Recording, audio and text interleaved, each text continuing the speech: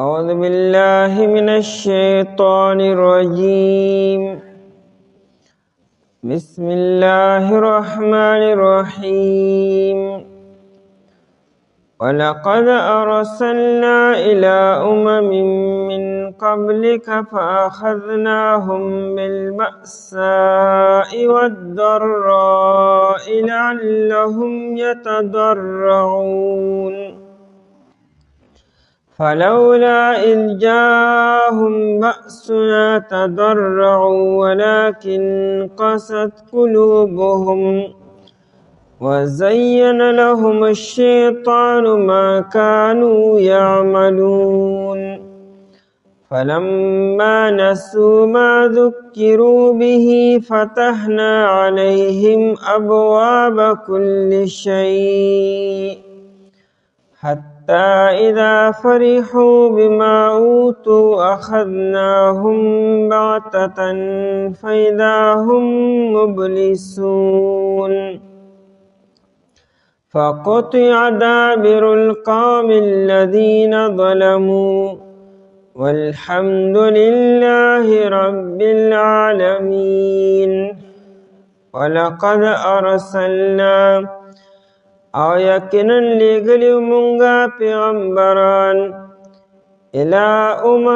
امتونو طرفتا من قبلک مخکستانا فاخذناهم پس انسل مونږه دا امتونو لرا بالبأساء پسختی سرا والضراء او په بیمارو سره لعلهم یتضرعون د پاره دی چې دی عجزیو کی فلولا پسول ونشوا اذ جاءهم بأسنا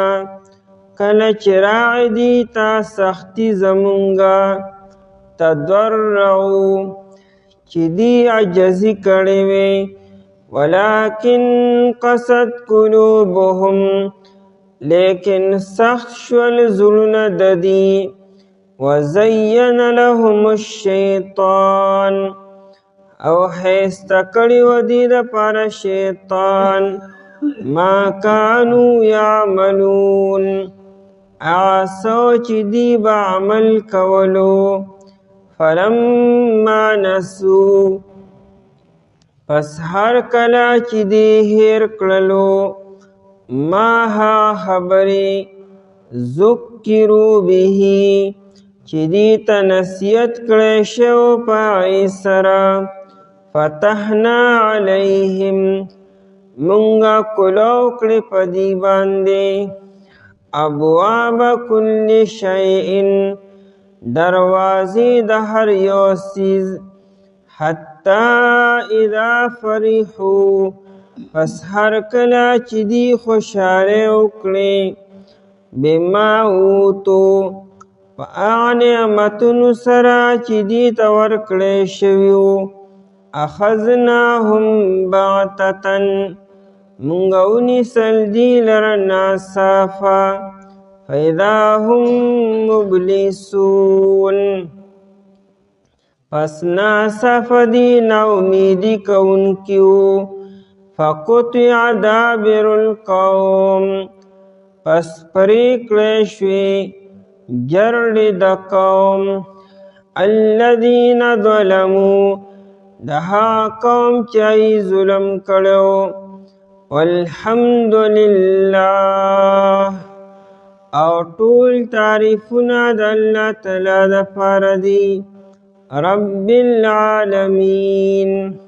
چې پروردگار د عالمونو دی. په دې آیتونو کې مکی والو ته خاص طور باندې او تمام اقوامو ته عمومي طور باندې تنبیه ده چې د نبی علیه السلام مخالفت مکوئ، تکذیب مکوئ، انکار مکوئ، تکبر مکوئ، سرکشی و لویی مکوئ، ایمان روڑے عجزی اختیار کے ورنه مخکانو قومونو ته وګورئ چې هغوی ستاسو نه په هر اعتبار سره ښه وو، خو چې هغوی کله د خپلو پیغمبرانو مخالفت وکړو، سرکشي وکړه او انکار یې وکړو، الله تعالی هغوی راونیسلو. او څنګه تاسو یې نه تاسو به هم الله تعالی رانیسي. د الله تعالی د یو قوم د رانیسلو دوه طریقې وي. اول چې کله ای ته پیغمبران لړ شي او پیغمبر ورته دعوت ورکړي او دی ونه مني، نو الله تعالی په دغه قوم باندې سختي راولي. کله په الله تعالی بیماری مسلط کی، کله الله تعالی باران بند کی، الله تعالی شارټیج راولي، کمی راشي په غلو کې،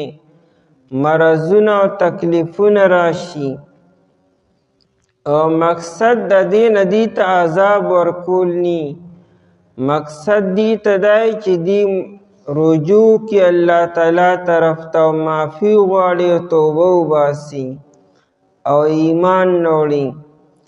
چې کله دی ردی نه نصیحت وانلی،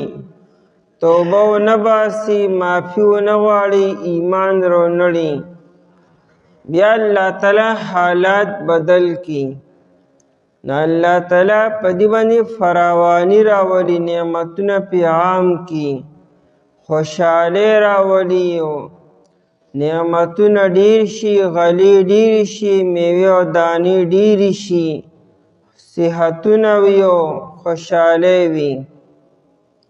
او کله چې نعمتونه ډیر شي د حد نه سیوا شي،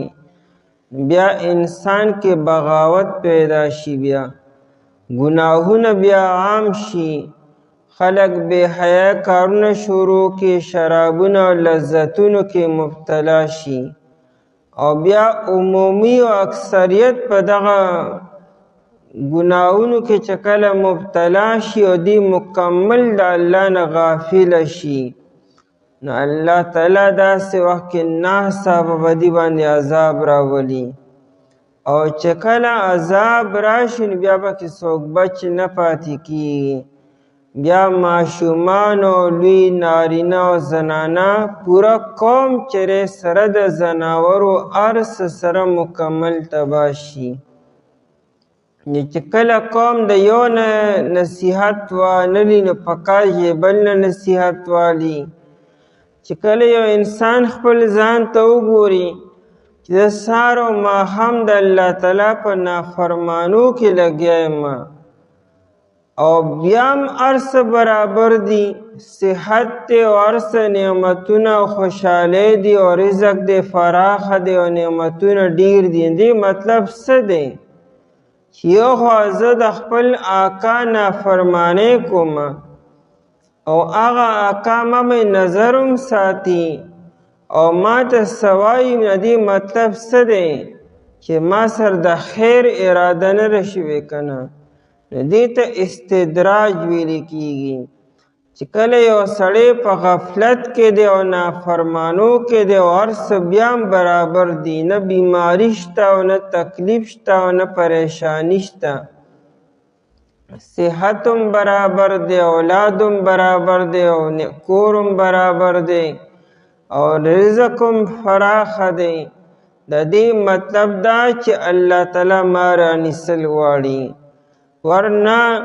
چې کله انسان په اول ځل باندې ګناه وکړي نو الله تعالی خامخا درته تنبیه ورکړي، خامخا درته تنبیه خامخا درته کېږي. هغه تنبیهاتو نه چې دی کله هېڅ قسمه هغه توبه ونه باسي، هر قسمه مقصد ته حاصل نه کړي،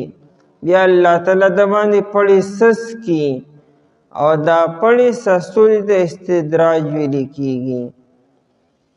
نو مکې والو ته هم وایي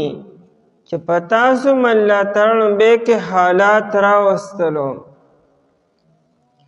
چې کله مکې والو نافرمانی وکړه، نبی علیہ السلام دی ته خیرې وکړې، اللهم سینی علیهم کسینی یوسف، اے الله په دې مکی والو داسې قحط راولې څنګه قحط چې تا د یوسف علیه السلام په قوم باندې په مصر والو باندې راوستو نو مکی والو باندې قحط راغی باران نه کېدو نو دومره سختی راغله چې خلکو ته د خوراک سپاره څه نه میلاوېدو نو خلکو مردارې سرمنې او هډوکي خوړل شروع کړو بیا ابو سفیان چې دی نو نبی علیه السلام ته وفد راولېږه او نبی علیه السلام ته منت سماجت وکړو چې تا الله ته سوال وکړه چې الله تعالی دا قحط لرې کړي او دا باران الله تعالی وکړي بیا او وعده یې وکړه چې موږ به ایمان نه راوړو خو دی چې کله الله تعالی قحط لرې کړو دی ایمان راونړو دی خلکو ټیک ده ابو سفیان رضی الله عنه وروسته بیا ایمان ناولرئ لیکن پورا قوم چې دا ټیم کې ایمان راونړو و دغه وشو بیا د بدر په میدان کې الله تعالی بیا هغه دویم کار وکړو الله تعالی دی ختم کړه چې کوم سردارانو دارنګ څه د احد په میدان کې ختم شو قرآن کریم په سوره دخان کې دی آیتونه نازل کړو انا کاشف العذاب قلیلا انکم عائدون او ربنا اکشف عنا العذاب انا مؤمنون دی ہوئی کنا چې الله دا لوګي لري کې الله تعالی په یو لوګي راوستو دیو چې برکتل نو سموک بو لوګي بو دی ته بسنخ کارېدل به او دا لوګي حقیقت کې یا دا چې چونکې دومره لوګه راغلی وه هر انسان اوږي او تږي و دی اوږي او تږي انسان ته بیا نظر بیا نه لګي خلکو وروړي چې څه هم چې نظر مې ولګي نظر مې نه لګي څه ته ښکاري نه بیا الله تعالی په دې باندې دغه سموږ او دا لوګي مسلط کړو او لوګ او تنده پرې راوستې وه ولقد ارسلنا او یقینا لیږلي مونږه مونږ څه لیږلو نو پیغمبران هم لیږلو ولقد ارسلنا رسلا او یقینا لیږلي مونږه پیغمبرانو نو ډېر پیغمبران هم لیږلو الی اممن امتونو طرف ته هر یو پیغمبر خپل یو امت ته یو قوم ته تلو من قبل که مخکستانه ای نبی علیہ السلام چې کله نبی لاړو هغه دعوت ورکو او قوم ونه منلو نه الله تعالی هغوی رانیسلو قوم تکذیب وکړي انکار وکړي نو الله تعالی بیا رانیسي فاخذناهم نو دانه چې څنګه پیغمبران لاړو نو الله تعالی دا خلک رانیسل داسې الله تعالی چریم نه کي اصل کې عربي خو ناشنا ژبه ده کله کله عربی کې الفاظ محذوفي یعنی لفظ کې ذکر نی خو معنی ښکاري فهم کیږي د کلام نه نو مطلب پیغمبران لاړلو هغوی دعوت ورکو قوم ونه منله او بار بار ونه منله نو الله تعالی بطور تنبیه فاخذناهم پس ونیسل مونږ هغوی لره دغه قومونو لره پیغمبران لنا بالبأساء بأسا دا مؤنث دی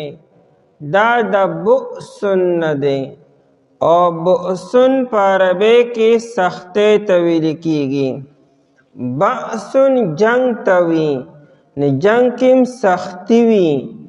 جنگ کې نرمي او پستي خبرې ني او نه خوشحالی وي جنگ کې خو بیا یا زخمی کېږي یا به قتل کېږي به نو بأسونو سختۍ ته او جنگ ته ویل کېږي نو بأسا نه مراد سختي ده دې مونږ په سختۍ سره رانیسلو حالات پې مونږ سخت کړو نو کله دا سختي به په شکل د لوږې او تندې کې وه قحط به الله تعالی راوستو باران به نه کېدو باران کې د هر سیز حیات دی او ژوند دی چې باران الله تعالی بند کی ارس سخت شي غلی کمی شي میوه کمی شي اوبه کمی شي بیماری قسمه قسم راشي نو حالات سخت دي د باران سره هر څه کولو شي ځمکه وخاندي انسانان خاندي خوشحالي موسم او فضا مکمل صفا وي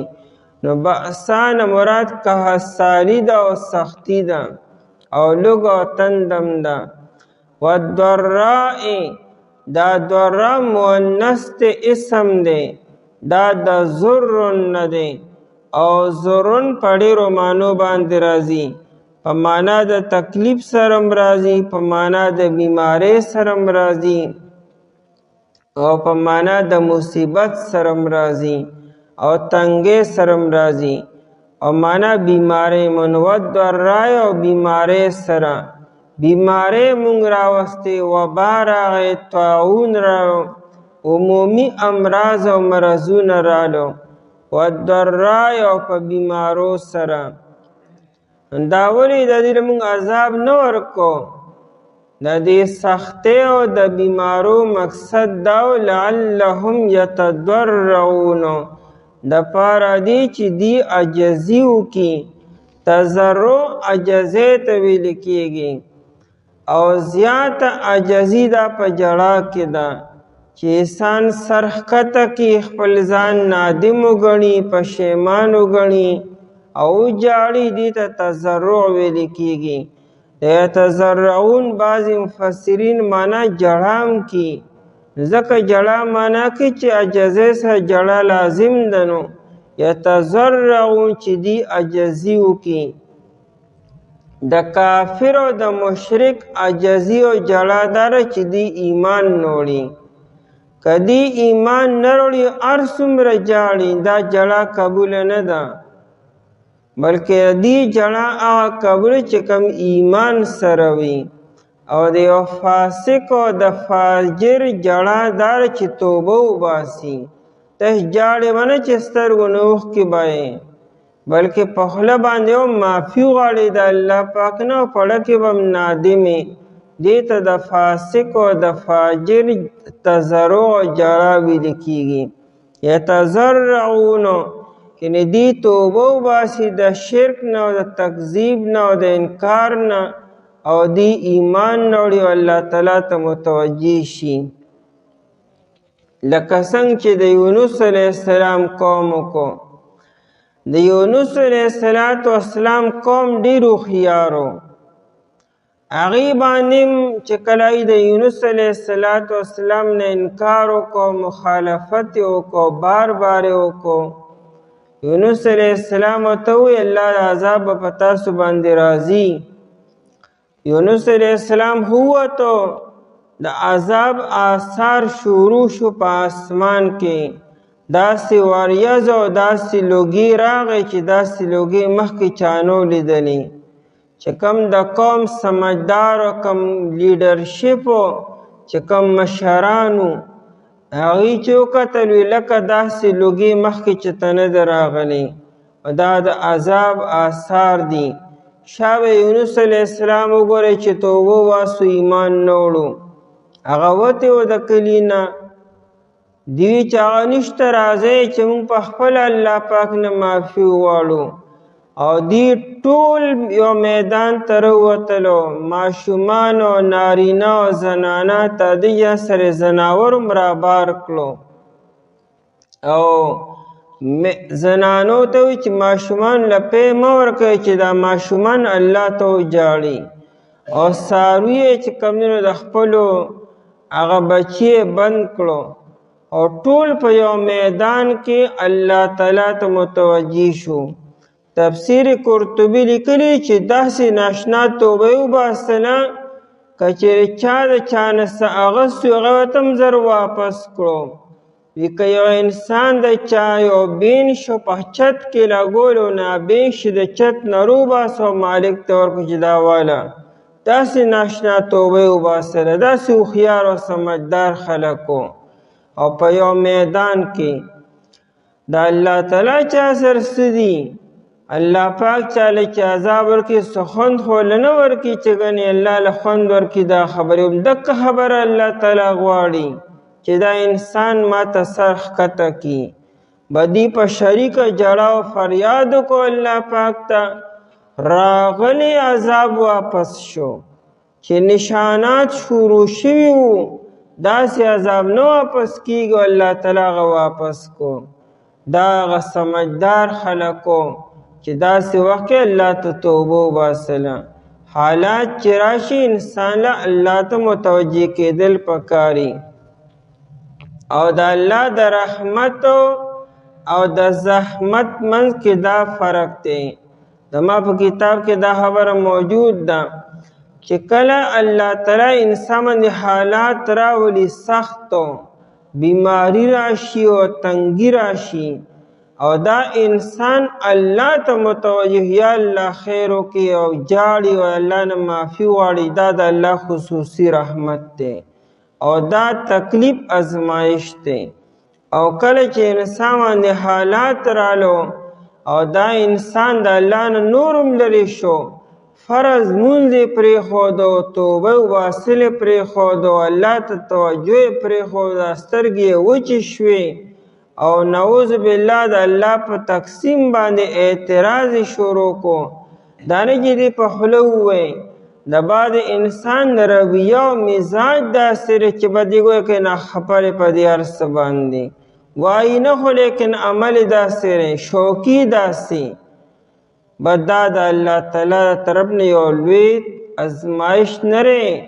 زحمت دی او عذاب دی په ده باندې چې دی په دې سختو حالاتو کې داسې شو پکار خو دی چې دی الله ته متوجه شي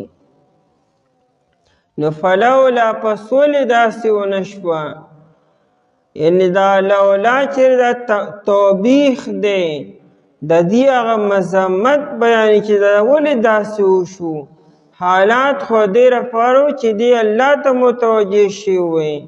نو دی الټه سخت شو او د الله نه لرې لاړو او یا د لولا دپاره تمني دی یعنې کاش چې په دغه سختو حالاتو کې دی الله نه معافي غوښتې وي فلولا پس ولې داسې ونه شوه اذ جاءهم بأسنا کله چې راغی دي ته عذاب زمونږه بأسنا هغه سختي چې په هر یو شکل کې راغلی وه چې کله سختی په دې باندې راله نو ولې داسې ونه شوه تضرعو یعنې فلولا تضرعو پس ولې دې عجزي ونه کړه او ولې دې الله ته ونه ژړلو او ولې دې معافي ونه غوښته ولې دې ایمان راونړو نو ایمان راوړلو عجزي کول خو لویه خبره ده ولکن قست قلوبهم لیکن سخت شول زړونه دي قسا یکسو منه سختېدلو ته وایي سخت شول د دې هغه زړونه د انسان چې زړه نرم شي نو په سترګو باندې اوښکې روانې شي او انسان کې نرمی پیدا شي او عجزي پیدا شي او معافي غوښتل پیدا شي او کله چې د انسان زړه سخت شي نو بیا به د سترګې موچې شي نو اوښکې به نه بهیږي معافي به نه غواړي د چا نه ځان به لوی ګڼې بیا به د الله نه معافي نه غواړي نو دغه وي ولکن قست قلوبهم لیکن سخت شول زړونه د دي او وزین لهم الشیطان او دا لاسه کې کارونه د ګناهونو کول او شرک او کفر کو تکذیب او انکار کو او هغه ته ښکلی عمل ښکارېدو وزین ښایسته کړی و دې لپاره شیطان ما کانو یعملون هغه عملونه چې دی کولو د دې هغه ټول ګناهونه دې ته ښکلی عمل ښکارېدو تزیین څه ته وي زینه د تزیین نه دی یو څیز ښایسته نه دی او تا ته ښایسته ښکاري دې ته دوکه ویلې کېږي چې یو څیز ښکلی نه دی خو تا ته ښکلی ښکاري په دوکه کې پروت دی که نه دې ته دوکه ویلې کېږي نو ستا عمل دی خرابو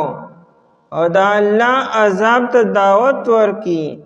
او تا ته شیطان نیک عمل او ښکلی عمل ښکاري ته خو ډېر ښکلی کار کوي ستا عمل ښکلی دی او سم دی نو دې ته ویل کېږي زینه شیطان ستا هغه ناکاره عمل تا ته ښکلی ښکاره کي دا دوکه شو دا انسان په دوکه کې پروت دی وزین او ښایسته کړی و دې لپاره شیطانو ما کانو یعملون هغه عملونه چې دی کولو نو بس څه وشو بس الله تعالی په دې باندې هغه سختی ختمه کړه نو فتوحات دروازې پې کلو کړې نعمتونه پې سیوا کړو فلما نسو پس هر کله چې دی هیر کو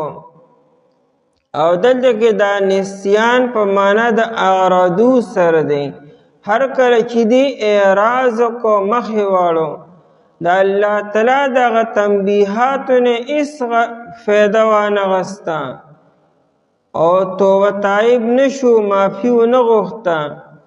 نو ما ذکروا به هغه خبرې چې دې ته نصیحت کړی شوی په هغې سره هغه نصیحت والا خبرې دې هېرې کړې او پرېښودې نو فتحنا علیهم ابواب کل شیء کلو کړې موږ په دې باندې دروازې د هر یو څیزو فتح هغې ته وي چې یو څیز مخکې نه بند دي او ته کلو کې دروازه بنده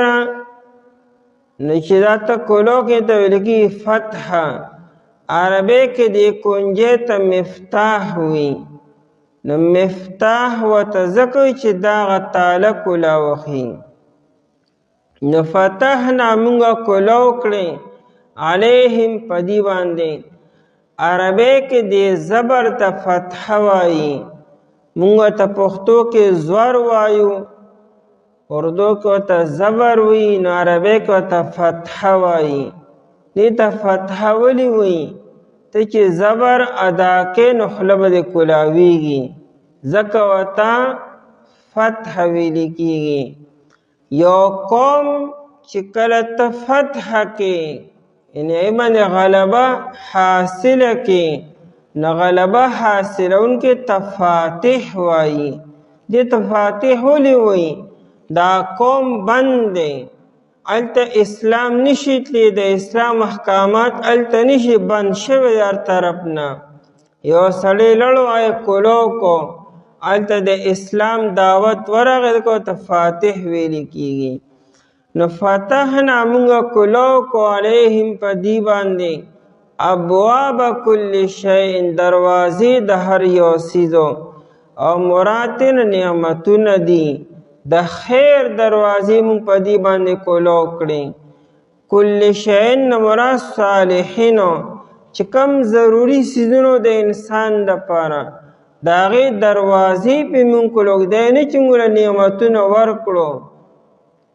نه نعمتونه مونږ سم بسیاره کړو هر یو څیز مونږ سم ډېر کو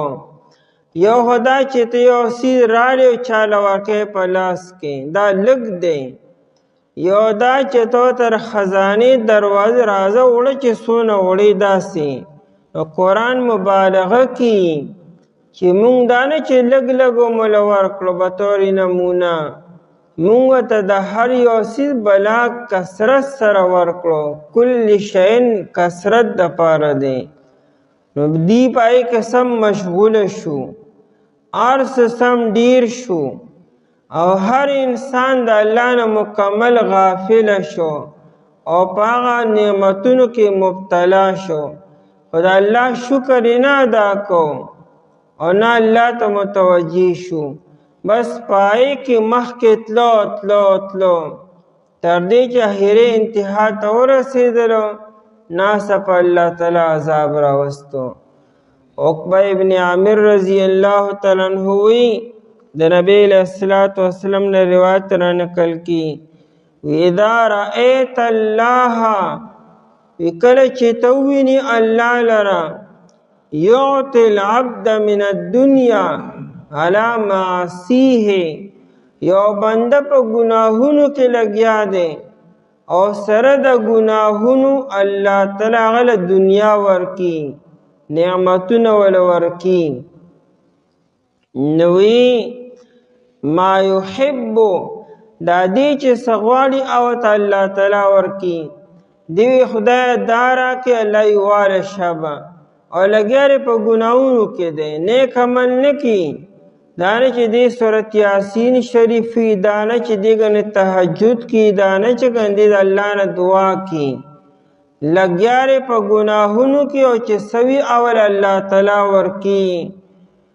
نو نبی رسول فإنما هو استدراج نو دار دی بندر پر استدراج دی استدراج ستوی لکیگی چې ته یو انسان درجه به درجه رانیسی چا پویګم نه پزان باندې او تی رانیسی لکه څنګه چې مې ته تا کونډه سست کړه هغه ویګ دا مال خوراک را کو لکه دا خوراک نه دا دغه موت ته دې ویلګي استدراج درجه به درجه په مهلت سره یو انسان رو رانی سلو او چې کله ستا قابو ته مکمل راغی او بیا په غریب ته سخت کې دې توګه استدراج او بیا نبی علیہ الصلوۃ والسلام دا آیاتونه ولستلو فلما نسوا ما ذکروا به تر والحمد لله رب العالمین پوری ابواب کل شی دروازې د هر یو سیزو او چې کله انسان سره یری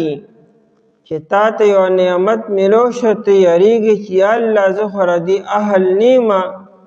او زه خو ګناهګار او خطاکن دا به استدراج نه دی د استدراج علامت او نشانی دادا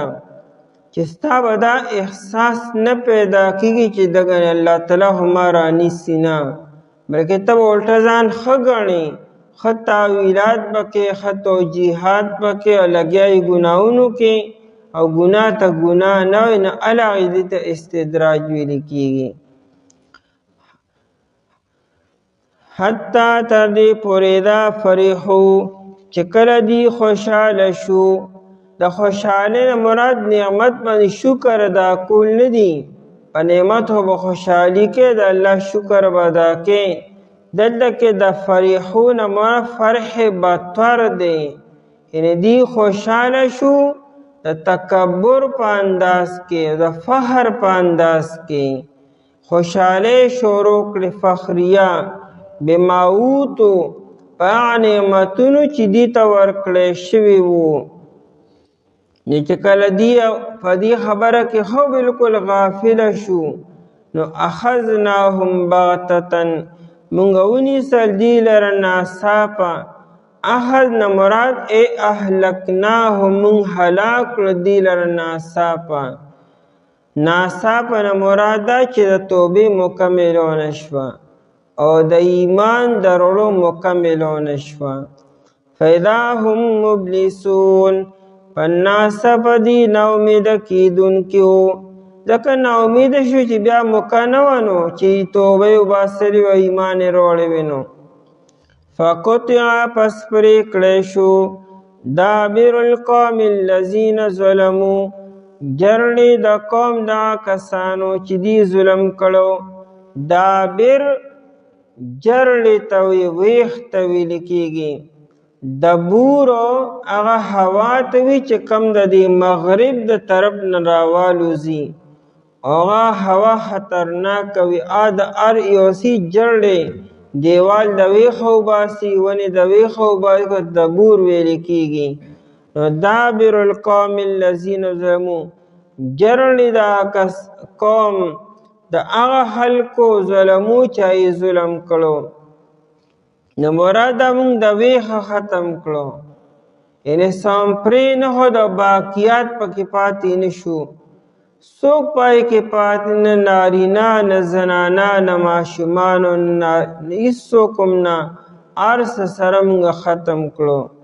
نو مراد نه استئصال دی د ویښه ختمولو والحمد لله رب العالمین او ټول تعریفونه خاص ته الله تعالی دپاره دي چې پروردګار د عالمونو دی. د الله وی شکر ادا کړئ. والحمدلله رب العالمین د الله تعالی یو نعمت چې تعالی درکړي په دې باندې شکریا ادا کول دپاره الحمدلله رب العالمین ویل کیږي.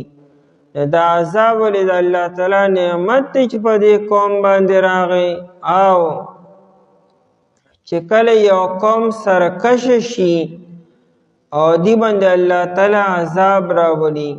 نو د نور خلکو د پردا نعمت شو، د الله یو رحمت شو. ځکه د دې د وجې نه باران نه کیږي، بیماری راځي، د الله غضب او غصې په دې قوم باندې ناغي متاثره کیږي. چې کله دا ختم شو نو ای د پردا یو نعمت شو. دا بالکل داسې ده لکه د انسان په بدن کې یو دانه راوخته، هغه کینسر مرض دی، هغه نور بدن خرابي، دغه ناکاره ټوکړه کټ کول پکار دي. د دې په کټ کېدو الله تعالی شکر ادا کړه. دا هم چونکې موذي خلق شو، دا د ځمکې باندې اوسېدو خلق اوس نه لرکول پکار دي. دا وجه نه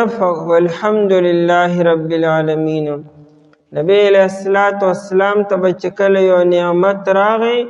نبی علیہ السلام په دې الله تعالی شکر ادا کو، الحمدلله به وي. ځکه والحمدلله رب العالمین ټول تعریفونه خاص ته الله دپاره دي چې پروردګار د عالمونو دی. او یقین لېږلي مونږه پیغمبران امتونو طرف ته مخکستانه، پس ونیسل مونږ هغوی لره په سختۍ سره او په بیمارو سره دپاره دي چې دی عجزي وکړي. پس ولې داسې ونه شوه کله چې رایې دي ته سختي زمونږه چې دی فریاد کړی وی یا دی عجزي کړی وی، لیکن سخت شول زړونه دی یو ښایسته کړی دی پر شیطان عملونه چې دی به کول. پس هر کله چې دی هېر کړلو هغه خبرې چې د نصیحت کړی شو په هغې سره، پس مونږ کولو کړې په دې باندې دروازې د هر یو څیزو. پس هر کله چې دی خوشحالی وکړې په نعمتونو یې د ورکړی شو، مونږ ونیسل دې لره ناڅاپه. پس ناڅاپه دی نه امیده کېدونکي وو. پس پرېکړې شي جرړې دا قوم دا کسانو چې ظلم کړو. او ټول تعریفونه خاص الله تعالی دپاره دي چې پروردګار د عالمونو دی. اعوذ بالله من الشیطان الرجیم. بسم الله الرحمن الرحیم. قل أرأيتم إن أخذ الله سمعكم وأبصاركم وختم على قلوبكم من إله غير الله يأتيكم به انظر كيف نصرف الآيات ثم هم يصدفون.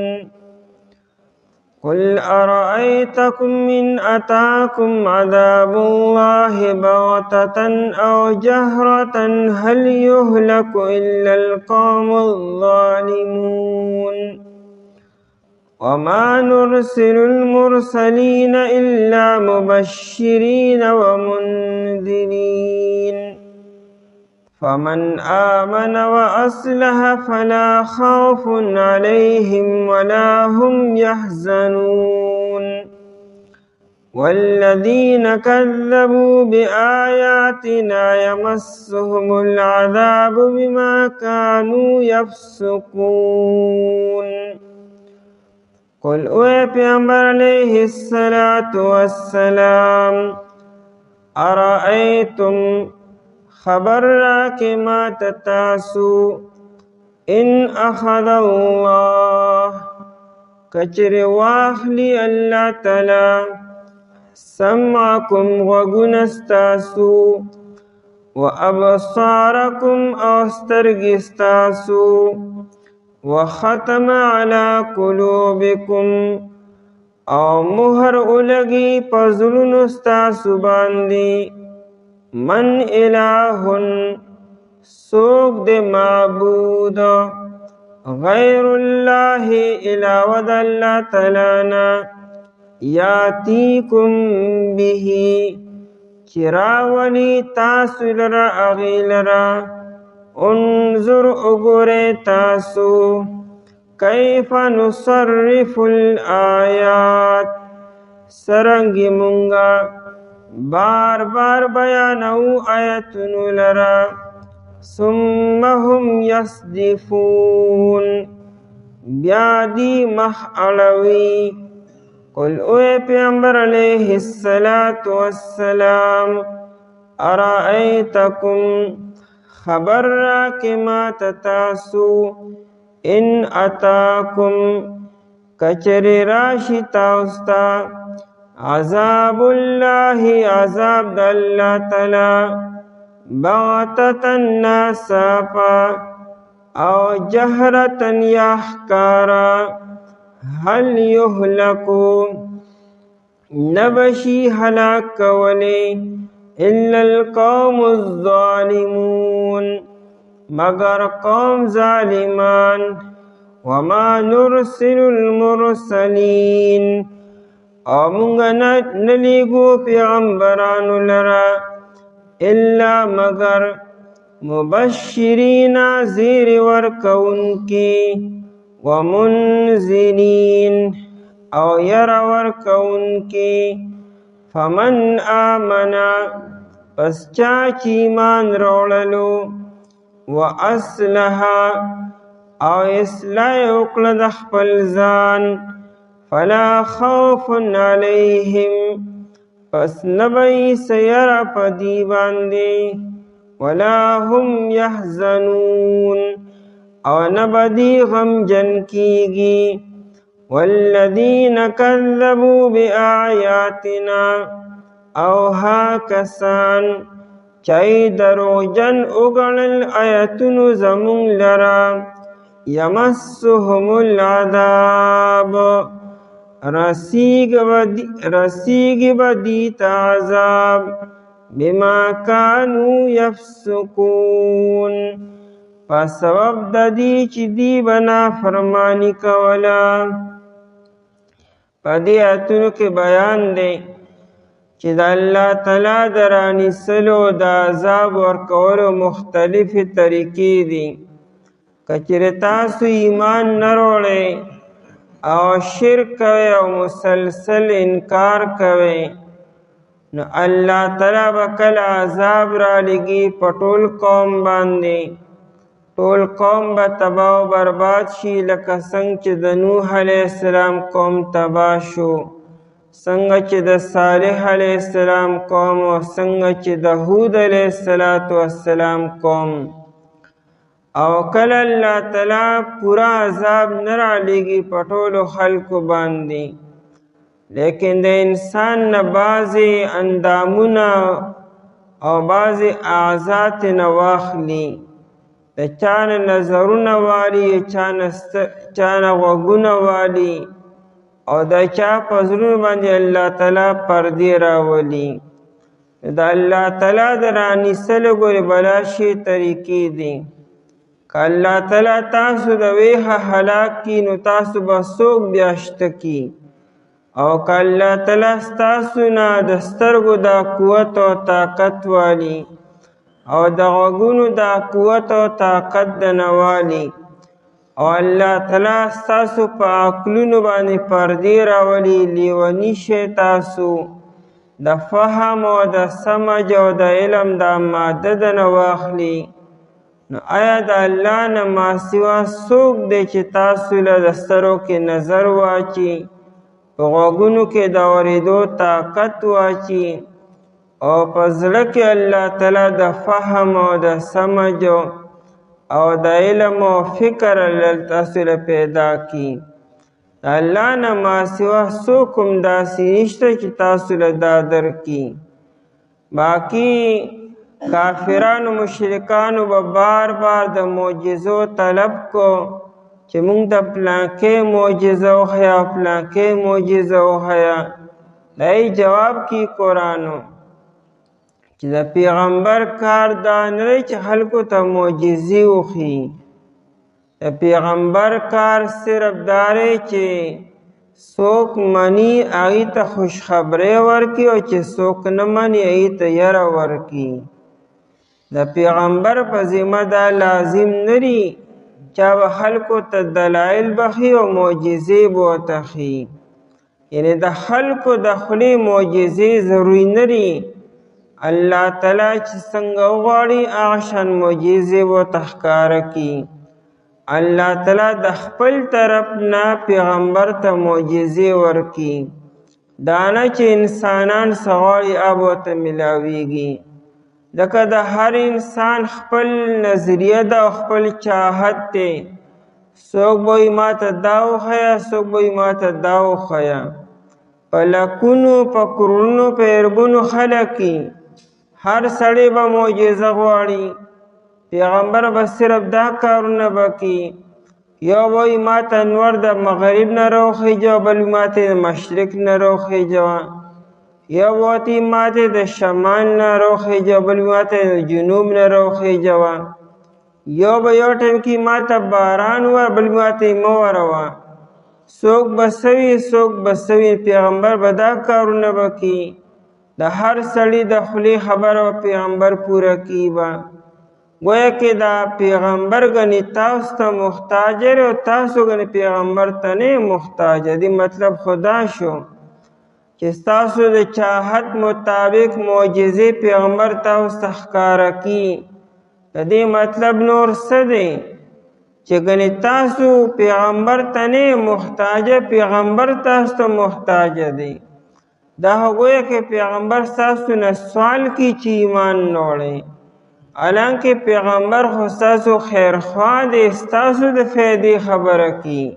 که تاسو ایمان راونړئ د الله به څه نقصان وشي، د پیغمبر به څه نقصان وشي. دا خو نه چې الله تعالی به د پیغمبر نه پیغمبري واپس سوالي چې ګنې تا خلک مطمئن نه کړی شو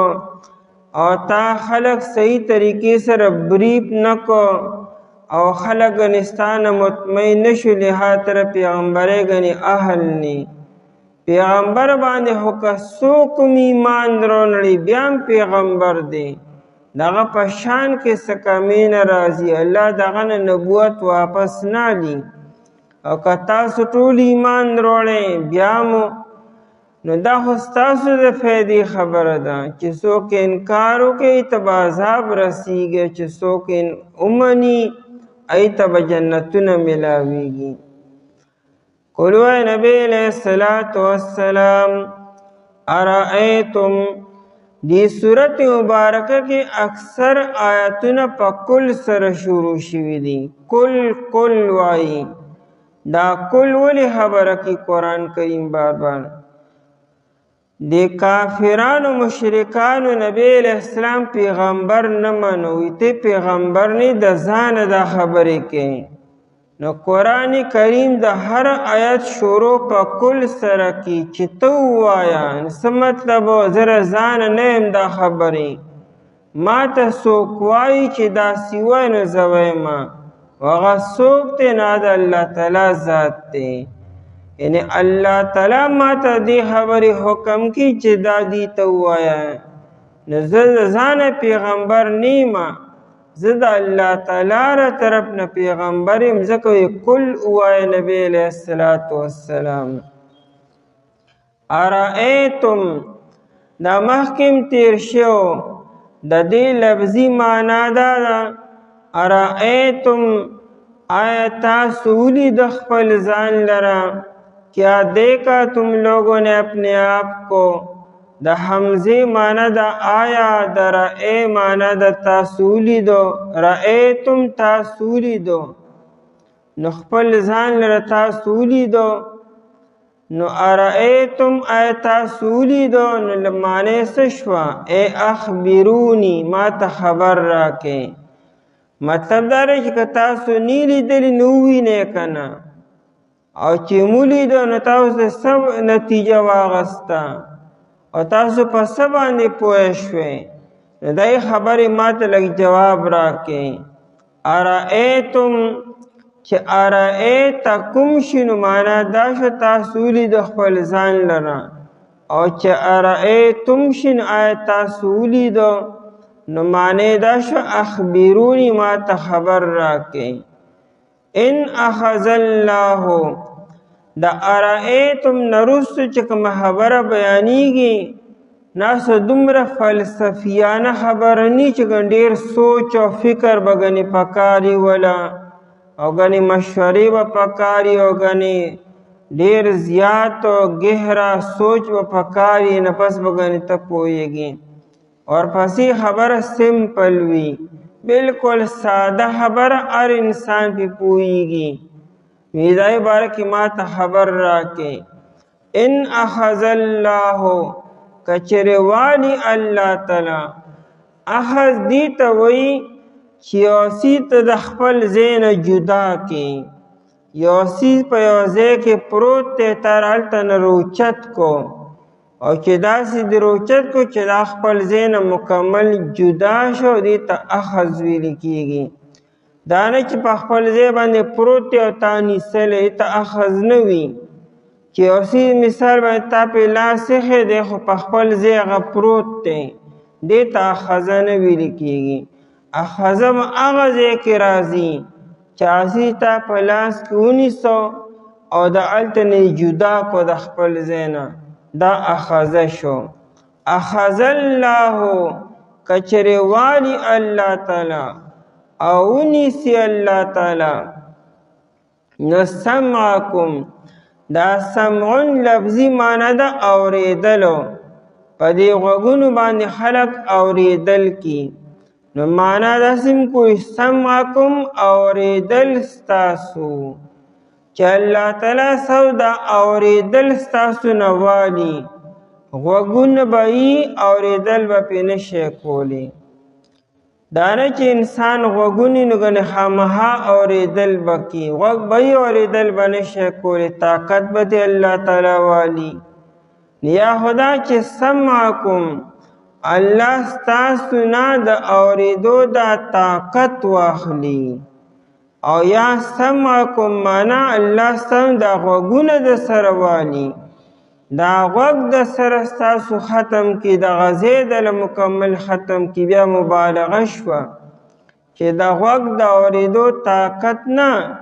د سره غوږ الله تعالی ختم کی تاسو لره، تاسو به څه وکئ بیا. و ابصارکم ابصار جمع د بصر ده، یا معنا چې الله تعالی سو دا لیدلو او دا نظر ستاسو نه والي، سترګې به یې لیدل به پې نشی کولی، او یا دا چې الله تعالی ستاسو نه دا سترګې واخلي نو دا سترګې مکمل الله تعالی ختم کی چې دا ځای کې د سره سترګو نشان هم پاتې نشي، دا ځای در په غوښه باندې مکمل بند کی. او یا دا چې د سترګو دا نظر الله پاک ستاسو نه والي نو که دا دواړه کار وکړي تاسو به څه وکئ. وختم علی قلوبکم او مهر ولګي په زړونو ستاسو باندې. قلوب جمع د قلب ده، په دې زړه کې الله تعالی فهم سمج او فکر او سوچ فکر الله تعالی ایښودی دی چې په غوږونو باندې الله تعالی مهر ولګي. نو مطلب دا دی چې غوږونه دا زړونه چې دي دې کې او بیا فهم نی، سمج بنی، سوچ او فکر به نشی کولی. الله ستاسو نه د زړونو نه طاقت واخلي د سوچ او د فکرو. نو تاسو به لیونی بشئ. لیونی انسان صحیح هغه سوچ او فکر نشي کولی، زړه خو د هغه وي لیکن زړه کار نشي کولی. نو الله تعالی ستاسو په زړونو باندې پردې راولي او مهر ولګي. نو که دا درې واړه کارونه الله تعالی وکړي یا پکې بعضې یو کار وکړي نو د الله نه ما سوا څوک داسې یو ذات شته، څوک داسې یو معبود شته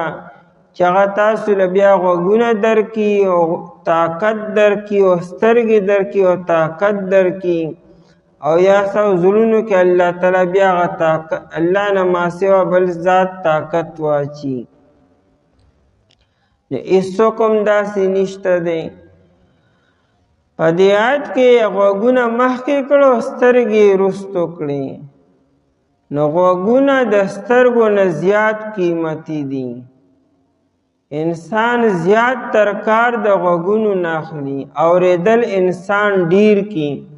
انسان که سترګې پټیم کی نو غوږونه نه پټیږي. انسان به سترګې پټې کی او دبوي لیکن په غوږونو باندې بیا هم اورېدل کی. سترګې به لیدل علایقي چې کله دا کولو وي بل دا چې سترګې ستا صرف مخامخ لیدل کولی شي خو شاته لیدل نشي کولی او غوږونه ستا د څلورو طرفونو نه اورېدل کولی شي. مخامخ چې چاته ګورې دا خبره هم ته اورې او شاته که ستا نه څوک لګی دغه اورېدل هم ته کوې او که ښي طرف ته څوک کي نو هغه هم اورېدل ته کوې او که ګس طرف یې نو هغه هم اورېدل کوې. د پاسه نه هم ته اورېدل کوې لاندې نه هم ته اورېدل کوې. نو د غوږونو کار ریډار چې څلورو طرفونو ته دی ځکه یې دا غوږونه مخکې کړو او د سترګو کار صرف مخامخ دی شاته او ښي طرف ته او ګس طرف ته ستا سترګې کار نه کوي. نو ځکه یې سترګې رستو کړې. وختم علی قلوبکم او دا زونه چونکې پټ دي زړه به راهراست په خپله څه کار نشي کولی دې له خو به غوږونه خبره دننه بوځي او سترګې به خبره دننه بوځي نو زړه پای باندې سوچ او فکر به کوي. زړه خو په خپله لیدل نشي کولی او نه په خپله اورېدل کولی شي. زړه ته خو لارې راغلي دي. د زړه لاره د غوږونو ده د سترګو ده او د پوزې ده.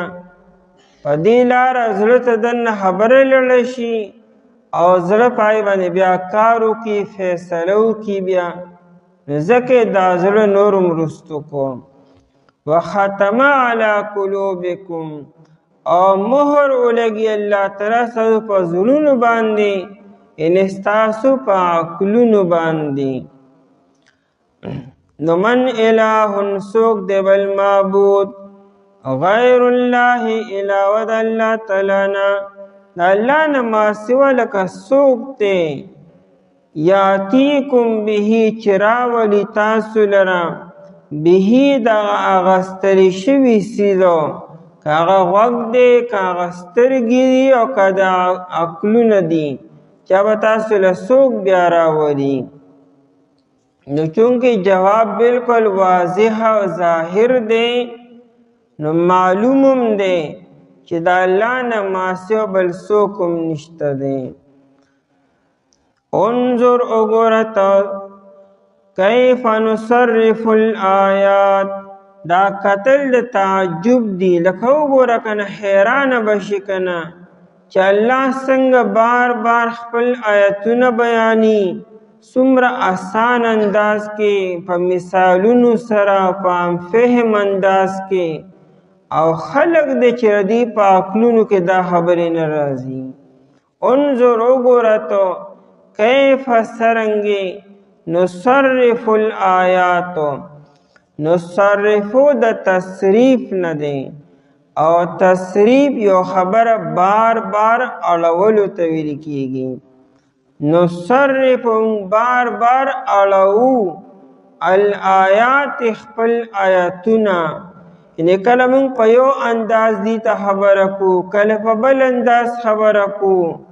کله په مثالونو سره کله د مخکنو قومونو واقعات بیانو کله دی د ذات خبرې دی تکو کله د کائنات خبرې وتکو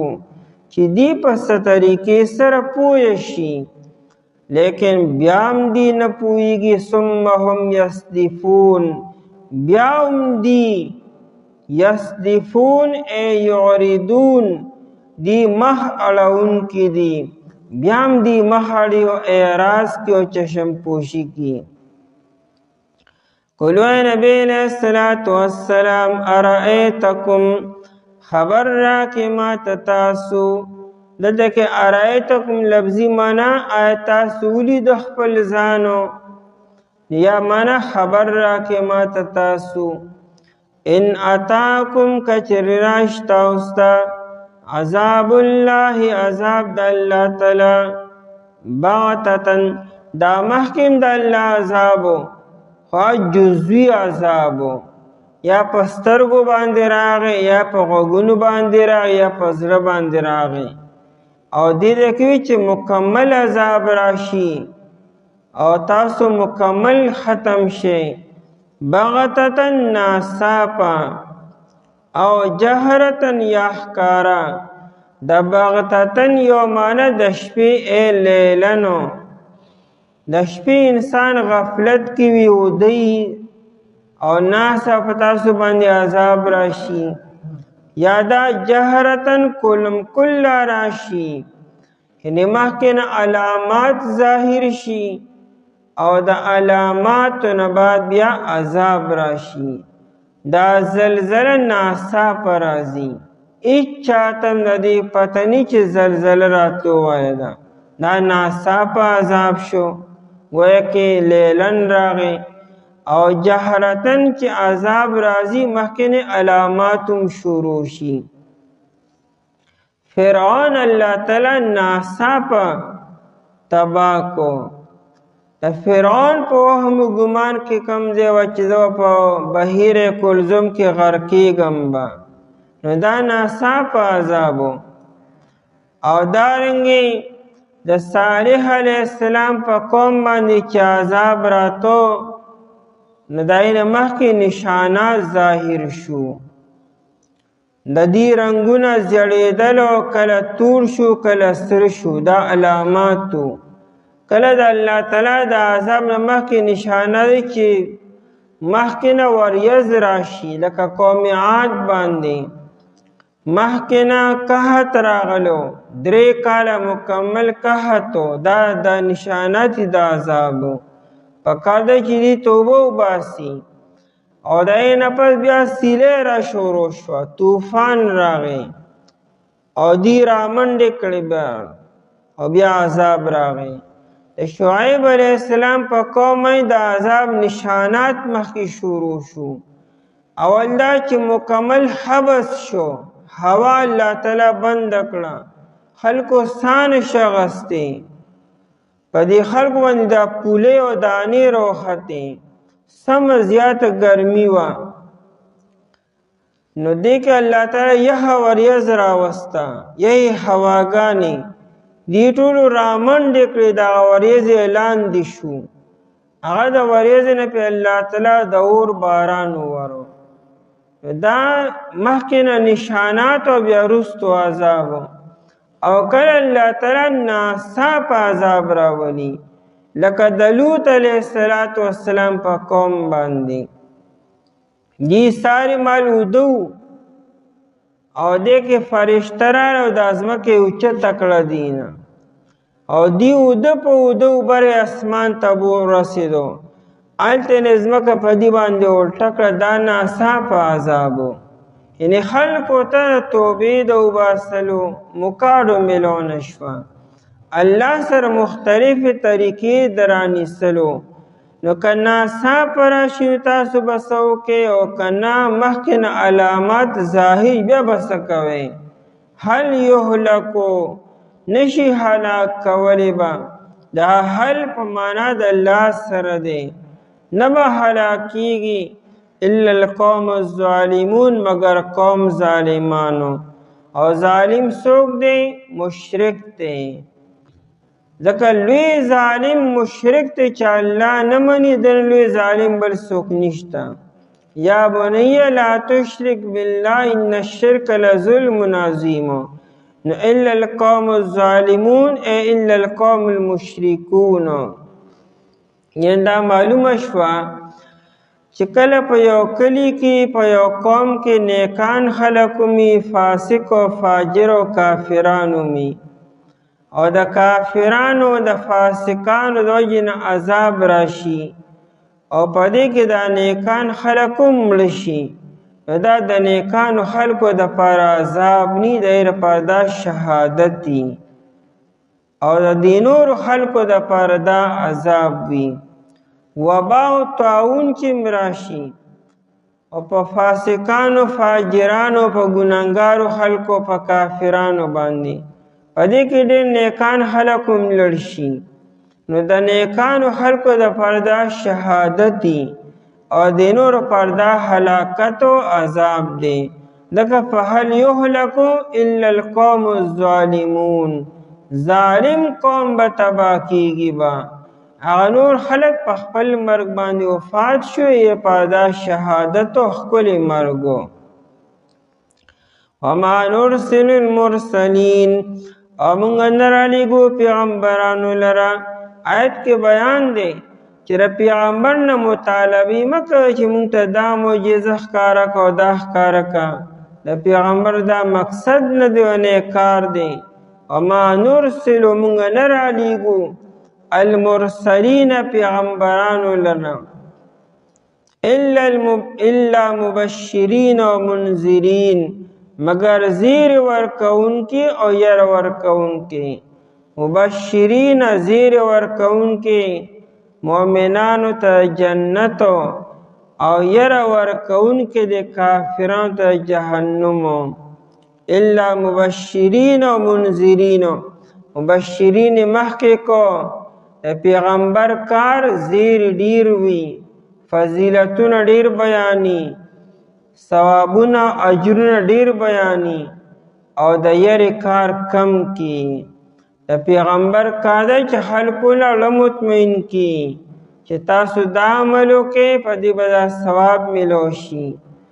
انسان هم چونکې بدله غواړي خامخا دا د انسان فطرت دی چې زه دا عمل وکړم ماته به څه میلو شي څه کریډټ به ماته میلاویږي به پیغمبر کار بشارتونه ډیری بشارتونه خوشخبری پیغمبر ډیر ورکی نبی علیہ الصلوۃ والسلام بم چې صحابه لګل هغه ته بشروا ولا تنفروا صحابو ته خلکو ته خوشخبری ورکوي خلق متنفر کوي ما نبی علیہ الصلوۃ والسلام دو صحابه لګل ابو موسی اشعری رضی الله عنه او معاذ بن جبل رضی الله تعالی عنہ یمن تا نایت میں بشرا ولا تنفرا دواړه انت خلکو ته خوشخبری ورکې او خلق متنفر کوي ما نو خوشخبری بسې چې اعمال بیان کی فضیلتونه بیان کی اجرونه ثوابونه بیان کی نو مبشرین ځکه مخکې کو چې د پیغمبر کار بشارتونه ډیری او ير ورکول کمی فمن آمن پس چا چې ایمان وروړو واصلح درست کو عمل خپلو چا چې ایمان وروړو د ایمان نه پس خپل عمل سم کو او فسق و فجور ونکو فساد ونکو نفلا خوف علیہم پس نبی سیر پا دی باندی دا مستقبل دا خواب تعلق مستقبل سری دا آئندہ یر بدی سرنی چه مرگ پٹیم بسکیگی او قبر کی بسکیگی او قیامت پر بسکیگی حساب کتاب کی بسی دی و مطمئن وی ولا هم یحزنون او نبا دی غم جن کیگی یعنی دا دنیا بارکی چې دنیا کرانه دا پاتی شو دا پاتی شو حزن سختی تم وی او حزن غم تم وی حزن سختی توی او حزن غم توی لکیگی ولا هم یحزنون نبا دی غم جن کیگی او کچر دا حزن نیکو نو مانا دا چې دی با سختو کی نی جنت کی سہولتنا او آرام و راحت تے انتا اس قسم سختی و مشقت نشتا دے ولا هم یحزنون انتا کی ودی پا مشقت کی و پا تکلیف کی او پا مصیبت کی بنی والذین کذبوا بآیاتنا او ها کسان چی دروجن اگنل آیتونو زمون لرا چی اغار سوکی چی زمون دا آیتونو تکذیب یو کو نو یمسهم العذابو رسیگی بدیت عذابو مس یا مسو ټچ کولو توي ټچ کول سو چې دا لاس د چا په بدن باندې کیږي ته مس ویل کیږي او خامخا چې تا چا په بدن باندې لاس کیښودو نو دې سر رسیدل لازمي دي نو ځکه د مسهم معنا خلق رسیدل کی ای ینالهم رسیږي به دې ته عذابو او د مسهم ځکه وي چې دا نه چې دی عذاب دی په خواخوا کې وي نه عذاب هم دی بدن ته ورسیږي کدا جهنم هر قسم عذاب دی او د انسان بدن پوری لګیدلی وي نو یمسهم العذاب رسیږي بدی ته عذاب بما كانوا يفسقون او الله تعالی اسی عذاب نور کی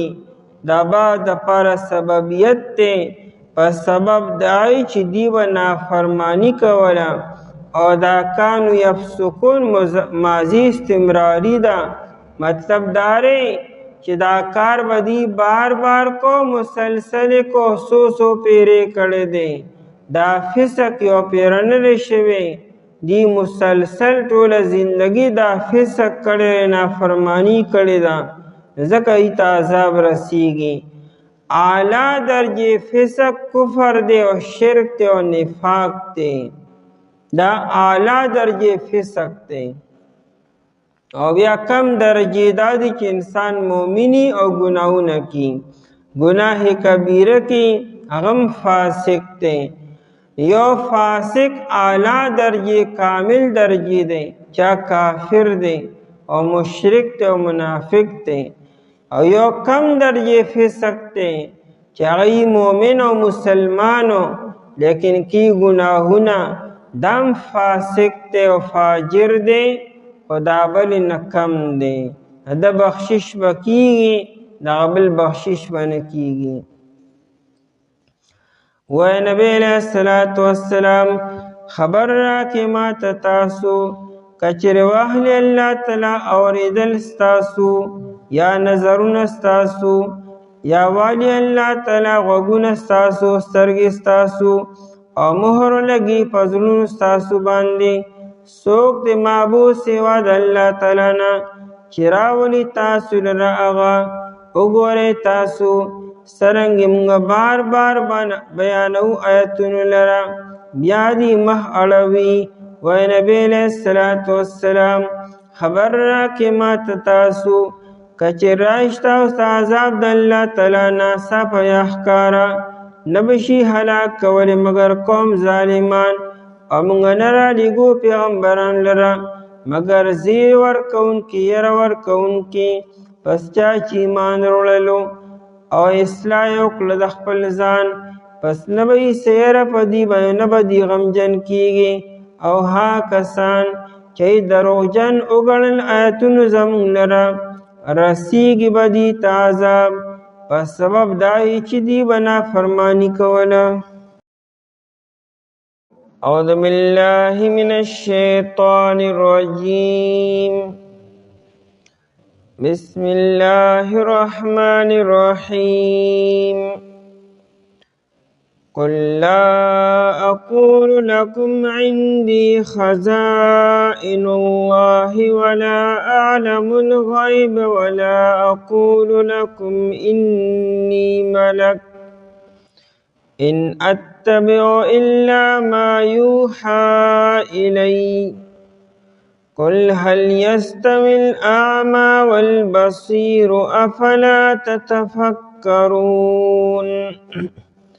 وأنذر به الذين يخافون أن يحشروا إلى ربهم ليس لهم من دونه ولي ولا شفيع لعلهم يتقون قل اوے پیغمبر علیہ السلام لا اقول لکم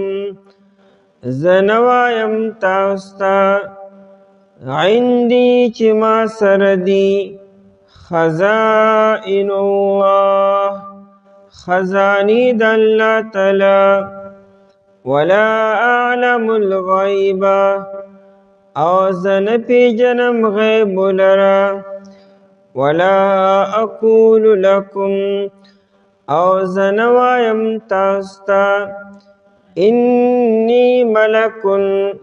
چې بشک زه فرشته یم ان اتبعو زه تابعداري نه کوم الا مگر ما یوحى الی د هغه څه چې وحی کولی شي ماته قل اوے پیغمبر علیہ السلام هل يستوي الاعمى والبصير آیا برابر دے ړوند او لیدونکي افلا تتفکرون آیا پس تاسو فکر نکوئ وانذر به او ته ويروا پدې قرآن سره الذين يخافون آکسانو لرا چې یریږي اند دې خبرنا يحشروا الى ربهم چې دیبا جمع کولی شي خپل رب طرف ته ليس لهم من دونه پداسې حال کې چې نه به وي د دې دپاره ما سوا د الله تعالی نه ولی څوک دوست ولا شفیع او نه څوک سفارشي لعلهم یتقون دپاره دی چې دی پرهیزګار شي په دې آیتونو کې د پیغمبر علیه السلام ذمہداری بیانیږي چې د پیغمبر منصب څه دی او دغه اختیار څه دی خلق دغه نه څه امیدونه ساتي او څه مطالبات کوي او د پیغمبر دار اختیار څه دی کافرانو مشرکانو د نبی علیہ السلام نه قسمه قسم مطالبات کولو او امیدونه تی ساتلو یو مطالبه یو امید دا ساتلو چې تا سره خزانی نشته دی ته ځان ته څنګه پیغمبر وایي د دنیا خزانی مونږ ته راجمع کا د سرو سپینو مال و دولتو او یادا چې ته الله تعالی پیغمبر جوړولې نو ته فرشته ولې نه یعنی پیغمبر خو فرشته پکار ده د فرشتو صفات پهغه کې پکار دي او ته انسانی زمون په شان خوراک او اسکاک کې زمون په شانتی او انسان او محتاج تمام خبرو ته او دارنګه تاسو د غیب خبرونه شته دي یعنی تمون ته د آینده باره کې خبرونه بیان کا چې آینده کې مونږ ته به کم شر را رسیږي کم مصیبتونه به را رسیږي کمی بیماری به را رسیږي او د خیر خبرونه مونږ ته بیان کا چې د خیر خبرونه مونږ حاصل کو او د شر د کارونه مونږ ځان وساتو قرآن کریم د آیت مبارکه نازل کو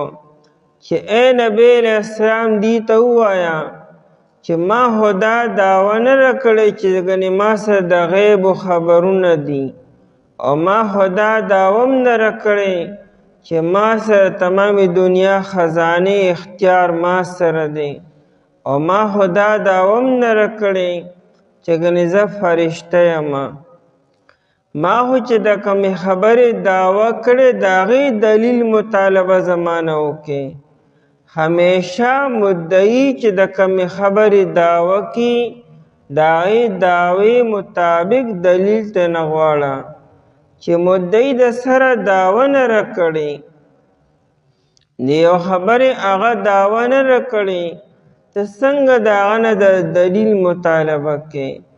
پیغمبر خو په خوله دا نه دي ویلي چې ما سره د غیبو خزانې دي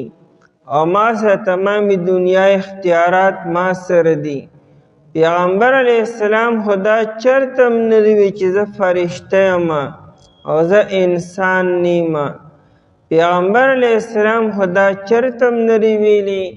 چې ما سره د غیبو خبرونه دي نو څنګه تاسو زما نه دا مطالبه کوئ ما له الله تعالی چې سره کې هغه تاسو له درکومه بذات خود خو نبی علیہ السلام سره علم نشته دی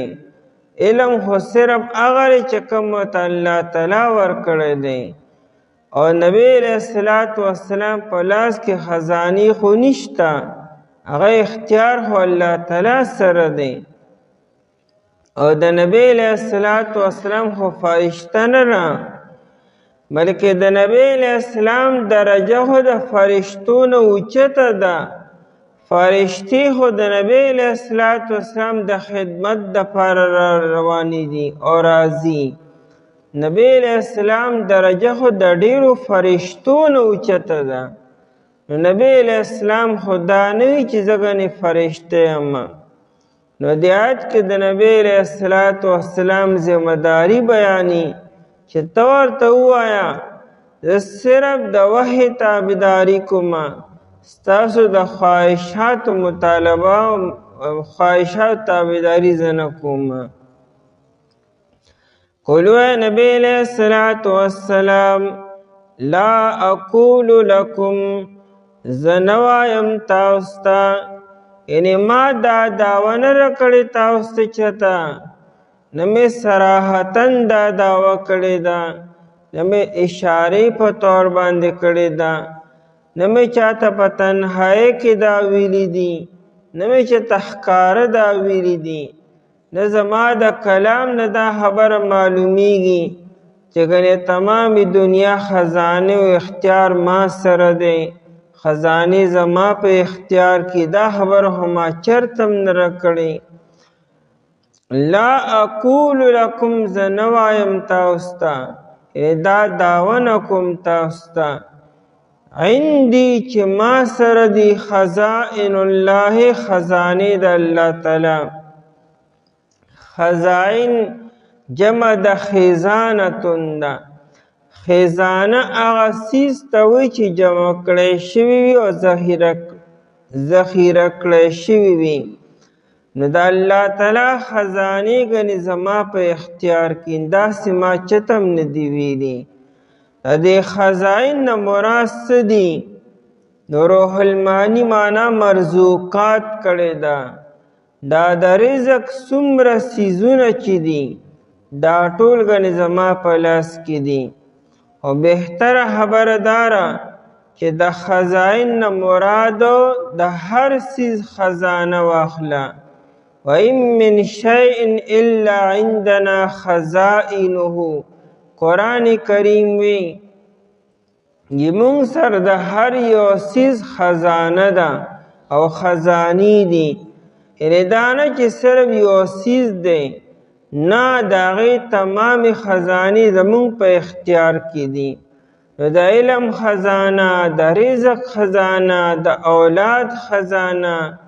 د صلاحیتونو د قوتونو د بادشاهۍ خزانې د اسمانونو د ځمکو خزانې څومره چې دنیا کې څیزونه دي بې شمېره دي تمامو خزانې الله تعالی موږ سره دي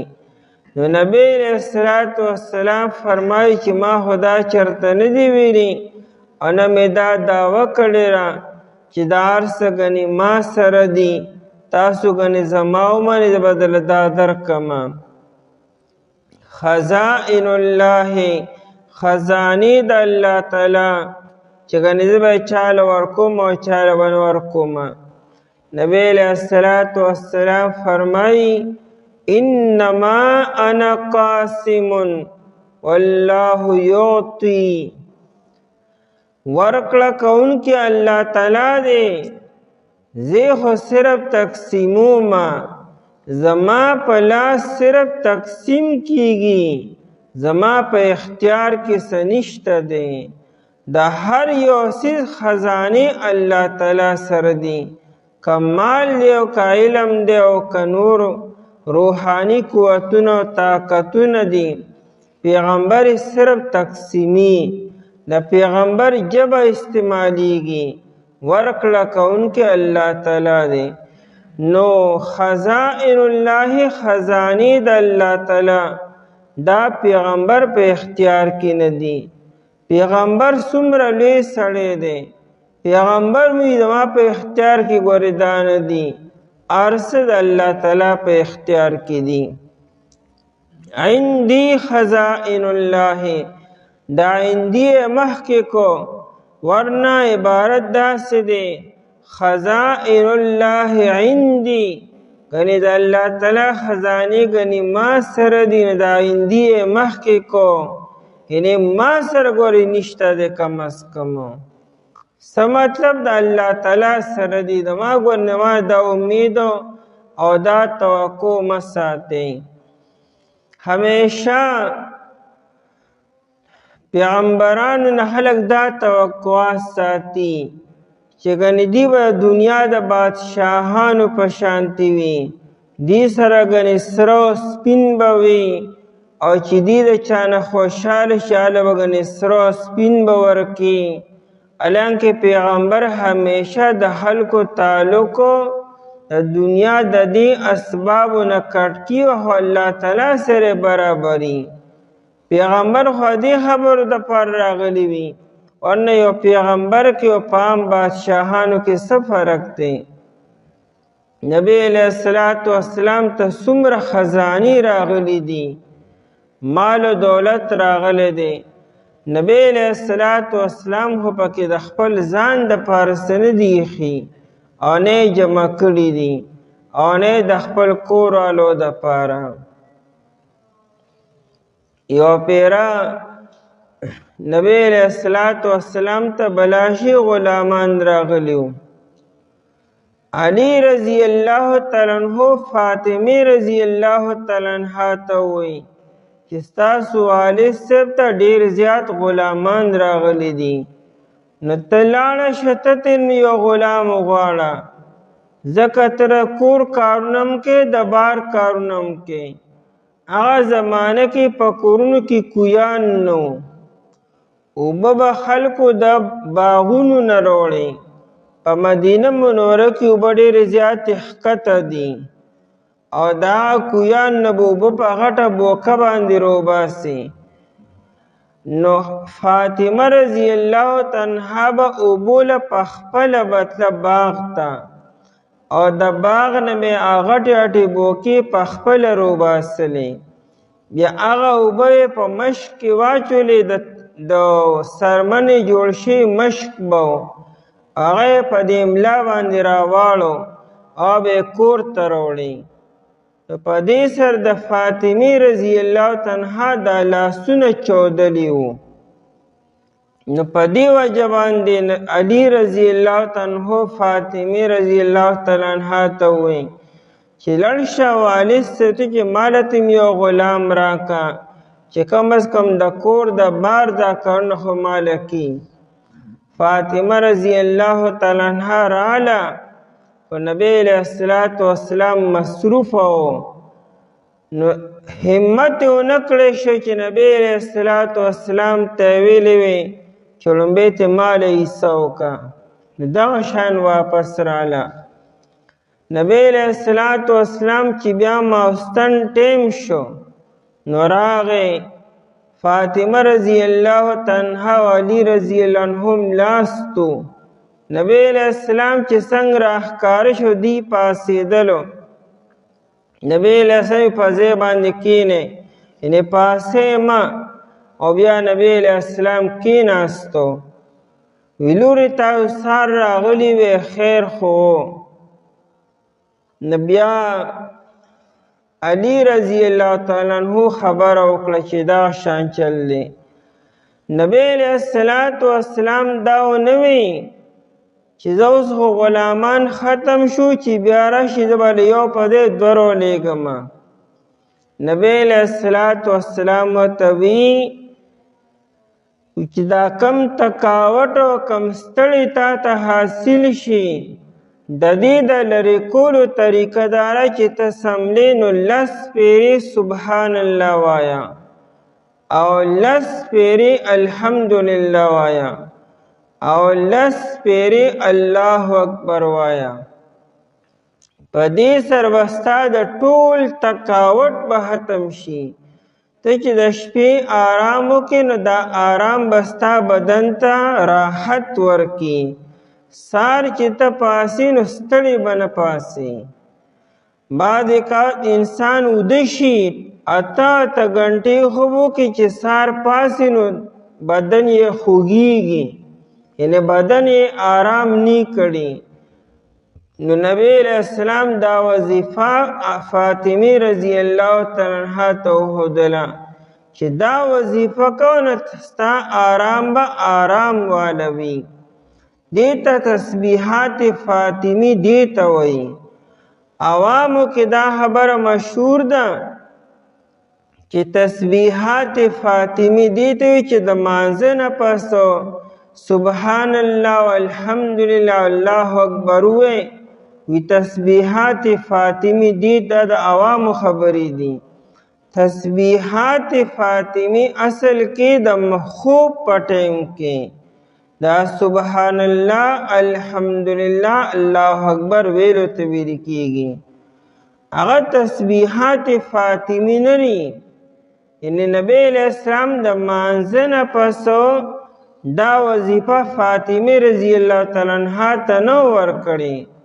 فاطمه رضی الله تعالی عنها ته د خوب په ټیم کې دا وظیفه ورکړې ده. او باقي احادیثو کې دغه خبره هم شته چې د مانځه نه پس 33 بار سبحان الله او 33 بار الحمدلله او 34 بار الله اکبر وایي. د هغې خپل فضیلت دی. هغه نبی علیہ السلام فقراو ته ورکړې وه، غریبانو ته ورکړې وه، او دا وظیفه فاطمه رضی الله تعالی عنها ته ورکړې ده. اوس نبی علیہ السلام خدا ونه وی چې لور له غلامان ورکړې وي، چې لومبې د کوره به شروع کو بیا به نور ګورو. نبی علیہ السلام هو په لاس کې نه غلامانو نه خپل ځان د پاره نو. د نبی علیہ السلام په خپل کور کې غلامان د خدمت د پاره نو کړي، بلکې غلامان هو نبی علیہ السلام آزاد کړي چې څونه مو. ابو رافع د نبی علیہ السلام غلام و، شکران د نبی علیہ السلام غلام و، نورم د نبی علیہ السلام غلام، ټول آزاد کړي دي. نو عندي خزائن الله چې ګنې ما سره خزانې د الله تعالی دا ما سره نشته دی. ولا اعلم الغیب، همیشه انبیاء کرام علیهم السلام چې وي د مال په اعتبار سره خالی لاس وي. بعضې پیغمبرانو سره مال ډیرو،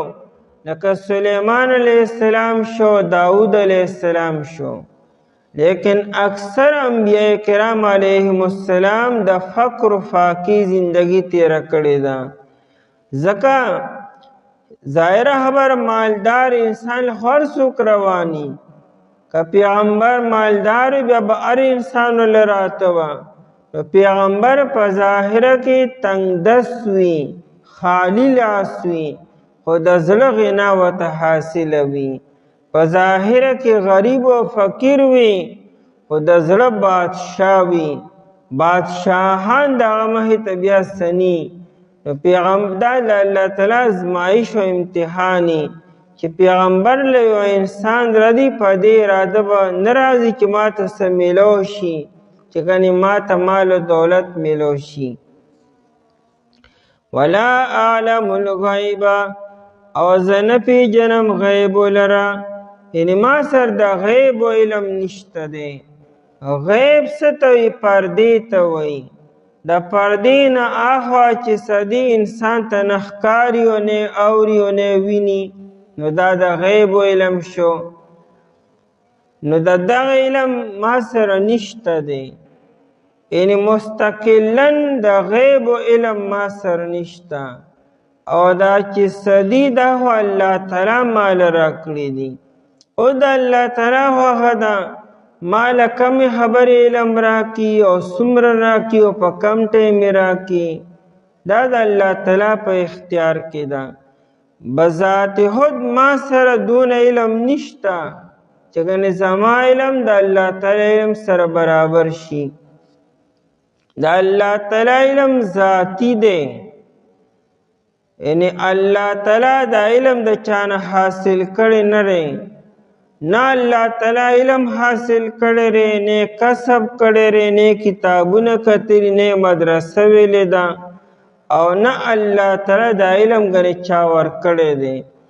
او نه د الله تعالی په علم کې اضافه راځي. دا الله علم د شروع نه بس مکمل دی، پای کې نه کمی راځي او نه سوا کیږي. سوا کیږي ولې کله انسان عمر سوا کیږي نو علم سوا کیږي،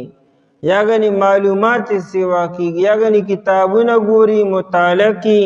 او یا سفر کی. دا الله تعالی علم د شروع نه بس مکمل دی. او د الله نه ما سوا که فرشتي دي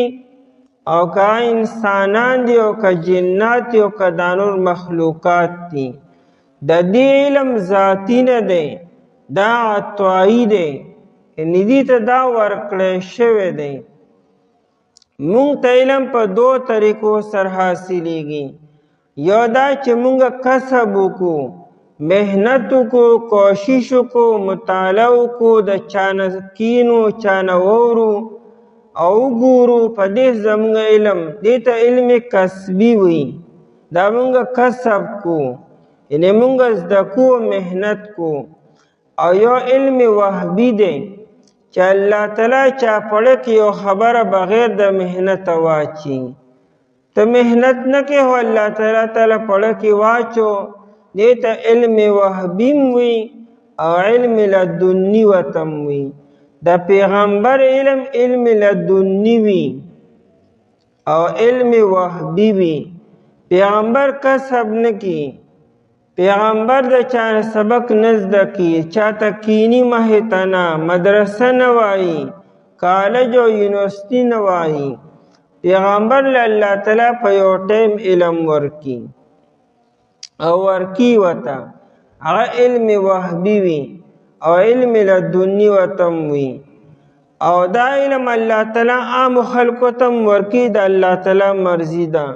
یو انسان به نه خواري به وکړي نه به محنت وکړي، بلا علم ول الله تعالی دکه شانتي ورکړي. خو دا د الله تعالی مرضي ده، د الله دین دی. مونږ تاسو مکلف یو د علم کسبي. مونږ به کوشش کو، کتاب به ګورو، علماو سره به کینو، مدرسې ته به ځو، نو په دې سره به مونږ ته علم حاصلیږي. نو پیغمبر دا نه وی چې ګنې ما سره د غیب علم دی. مراد دا چې ګنې زما او د الله تعالی علم ګنې یو برابر دی. نو دا خبره ما چېته نه راکړې، دا ما سره چې څه دا خو ما له الله تعالی راکړي دي. او بیا هم د پیغمبر علم د انسانانو د علم نه سوایي. په روی زمین چې څومره انسانانی، د دې ټول نه زیات علم پیغمبر سره. د پیغمبر علم تقسیمیږي. دا دې وخت دنیا کې چې څونه علم دی کنه او تر قیامت پورې به دا ټول د نبی علیہ السلام د سینې هغه علم دی چې دنیا کې تقسیمیږي او خورېږي نه، خو ختمیږي نه. د تمام انسانانو علم چې رايوځای کې د دین د پیغمبر علم سیوا وي. لیکن بهر حال د پیغمبر علم د الله تعالی علم سره برابر ني. حضرت خضر علیہ السلام چې کله موسی علیہ السلام سره په کشته کې سفر کو، خضر علیہ السلام له الله تعالی ډیر زیات علم ورکړو، خو د موسی علیہ السلام علم هم سکم نو، هم ډیر زیات علم و. نو مخامخ په سمندر کې یو مرغۍ چې رانغه کېناسته، هغې یو په مهوکه باندې یو څاڅکي اوچت کو. نو خضر علیہ السلام موسی علیہ السلام ته ووایي چې ای موسی علیہ السلام زما او ستا علم چې دی د الله تعالی د علم په مقابله کې دا سره لکه سمندر نه چې د مرغۍ دا کومه قطره اوچته کړه. او د پیغمبر علم ته وګوره او بیا د نه د الله تعالی علم ته بیا وګوره. د تمامو انسانانو و تمامو جناتو و تمامو فرشتو علم چې کوم ځای کې ختم شي، د اکه ځای نه د الله تعالی علم بیا شروع شي. نو پیغمبر به څنګه دا دعوه وکړي چې ما سره د غیب علم دی، ولا اعلم الغیب، او زه نه ویم چې ګنې ما سره د غیب علم دی، زه نه پېژنم غیب لره، یعنی ما سره ذاتي طور باندې څه نشته چې څه دي، دا د الله تعالی راکړی شوی علم دی. باقي چې مونږ سره کوم علم نشته هغه پیغمبر سره دی، زمونږ په اعتبار سره دا غیب دی، ځکه پیغمبر سره علم سیوا دی. لیکن دلته کې د غیب معنا دا چې زما او ګنې د الله تعالی علم یو برابر دی، دا خبرې ما چېرته نه راکړې. په ډېرو موقعو نبي علیه السلام زه به تپوس وکړم، یو ساده سوالو نبی علیه السلام نه چا تپوس وکړو په ځمکه باندې بهترین ځایونه کم دي، ښکلي محبوب ځایونه کم دي او مبغوض ځایونه کم دي، ناپسندیده. اوس دا خو انسان که خپلم عقل وجنګي نو جواب ورکولی شي، چیرې بس کم ځایونو کې عبادت کیږي به دا به ځای به نیک او ښه به وي، نو محبوب به وي الله تعالی ته، او چې کوم دی کې ګناهونه کیږي نو بس دا به ناکاره ځای به وي. دا خو هر انسان دا جواب ورکولی شي. نبی علیہ السلام ما ته دې پته نشته دی، زه به تپوس کوم. جبریل علیہ السلام نے تپوس وکړو، جبریل علیہ السلام ما ته هم د دې پته نشته، زه به تپوس کوم. او بیا الله تعالی ورته وفرمایلو چې احب البلاد الی الله مساجدها وابغض البلاد الی الله اسواقها. په ځمکه باندې ښکلي ځایونه الله تعالی ته جوماتونه دي، او مبغوض ځایونه او ناکاره ځایونه بازارونه دي، ځکه بازارونو کې درو قسمونه خوړلی کېږي او دوکې ورکولی کېږي او خیانت کېږي، نو هغه ناخوښ ځایونه دي. او جوماتونو کې الله تعالی یادېږي، دا الله تعالی ته خوښ ځایونه دي. او دا څونه آسان سوال او څونه آسان جواب دی، لیکن پیغمبر د ځان هم خبرې نه کوي. پیغمبر په اټکل باندې خبرې زما ګمان دی دا ګنې جواب به وي چې څه ورته ربر نه ویلي کېږي، دا یې جواب مخکې نبی علیه السلام ورکړي. ولا اقول لکم، او زه نه وایم تاسو ته انی ملکون چې بېشکه زه فرشته یم. ما دا دعوه چېرته نه راکړې چې ګنې زه هم فرشته یم، د فرشتو نه یم، مطلب د انسان یم، ستاسو په شان انسان یم، ستاسو په شان په دې مکه مکرمه کې پیدا شوی یم، د عبدالله سے په کور کې د بی بی آمینې رضی الله تعالی عنها نه، او ستاسو په شان په دې علاقه کې لوی شوی یم او ځوان شوی یم، او بیا ماته نبوت راکړی شوی دی. زه دا نه یم چې ګنې زه د اسمان نه راکوز شوی یم، یا ګنې الله تعالی دقه شانتې پیغمبر جوړ کړم زه د آدم علیه السلام په شان نیمه چې ګنې زه الله تعالی د خاورې نه جوړ کړم او نبي جوړ کړم. زه یو ماشوم لوی شوی یم. او دا د نبی علیه السلام کمال دی چې دی انسانو او دی ستاسو په شان انسانو، لیکن کمالات الله تعالی کم ورکړي دي چې تمامی دنیا انسانانو کې کمالات نشته. یوازې په نبی علیہ السلام کې هغه صفات او کمالات راجمع دي چې دا ټول کمالات په تمامو انسانانو کې نشته دي. د تمامو پیغمبرانو کمالات او صفات د الله تعالی یوازې په نبی علیہ السلام کې راجمع کړي دي. لیکن دا غي باوجود زه فرشته نیمه. دا ځان له خبر ده چې د نبی علیہ السلام درجه د فرشتو نه اوچته ده. د ټولو فرشتو نه د نبی علیہ السلام درجه اوچته ده، لیکن بیا مې زه فرشته نیمه. ځکه زه انسان یم او فرشتې د نور نه پیدا کیږي او جوړیږي، او پیغمبر علیہ السلام د نور نه دی. نبی علیہ السلام کې غوښه او وینه ارس دي. نو ولا اقول لکم انی ملکن، او زه نه وایم تاسو ته چې بېشکه زه ملک او فرشته یم. ان اتبع الا ما یوحى الی، زه تابعداري نه کوم. نبی علیہ السلام یو بیبي وه، د هغې واده و. نو نبی علیہ السلام راغلو، د پردې نه مخکې دا خبره وه. پردې حکم لا نو راغلی. نبی علیہ السلام ای سر کېناستو. وړې وړې جنکۍ هغې اشعار وې. په اشعارو کې یو جینۍ دا ووی چې وفینا نبی یعلم ما فی غدی، مونږ سره الله تعالی داسې یو نبي مونږ له راکړی دی چې هغه سره د سبا علم دی. د دې مطلب دا چې نبی علیہ السلام سره د سبا به څه کیږي، دا علم خو صرف الله سره دی، نبی علیہ السلام سره خو نه دی. نبی علیہ السلام خو پیشنګویي ورکړي دي، خو د الله تعالی د وینا مطابق د ځانه خو نه. هغه جینۍ دا وایي چې وفینا نبی یعلم ما فی غدی، مونږ سره داسې یو نبي دی چې هغه سره د سبا علم دی. نو نبی علیہ السلام فوراً وی چې دا خبره مه کوه، بیا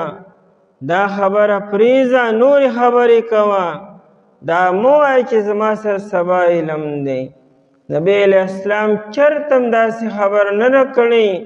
چې ګنې زما سره دا سبا علم دی او د غیب علم دی.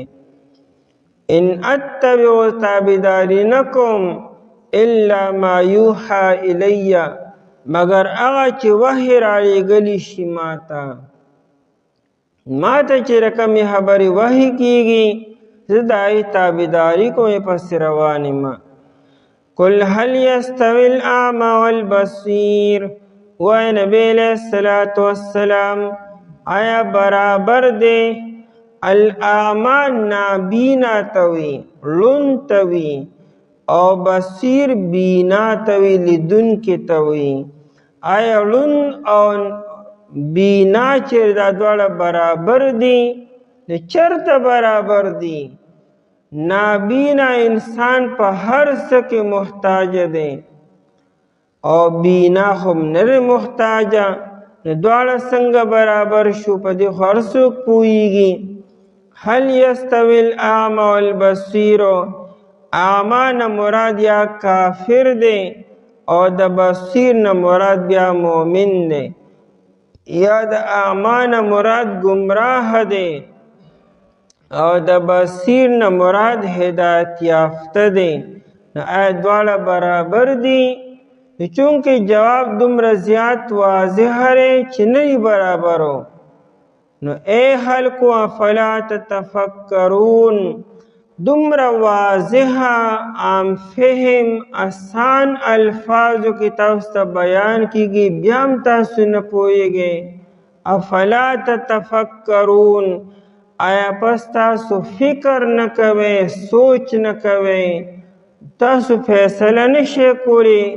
تاسو کې دومره قوت او طاقت نشته چې فیصله پخپله وکړئ شئ. افلا تتفکرون آیا پس تاسو فکر نه کوئ چې په نتیجه باندې ورسېږئ او حق معلوم کې. وای نبی علیہ السلام زه نه وایم تاسو ته چې ما سره دي خزانې د الله تعالی او زه نه پیژنم غیب لره او زه نه وایم تاسو ته چې بېشکه د فرشته یم، زه تابعداري نه کوم مګر د هغه څه چې وحی کولی شي ما ته. وای نبی علیہ السلام آیا برابر دی نابینا او بینا؟ آیا پس تاسو فکر نه کوئ؟